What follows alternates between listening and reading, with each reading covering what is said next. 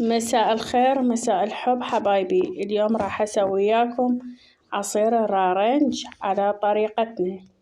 طبعا هو رارنج، احنا موجود الأورنج بالبيت، حشناه طبعا حاشو الجهان، وقلت خل أسوي عصير وأحطه بالفريز أو بالمجمدات تفريزات لرمضان، ينفع له للضغط، للزلاطة، للمقبلات.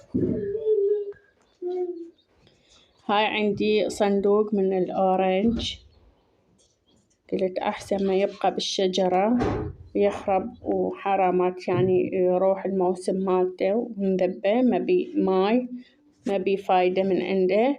قررنا اليوم نعصره ونضمه نحطه بالثلاجة، نقدر نشربه هيج. طبعا ينفع لأهل القحة والنشلة، يقدرون يستعملون الأورنج،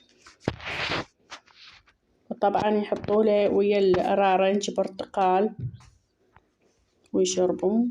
وبس لهنا يجي الفيديو، إن شاء الله عجبكم. باي.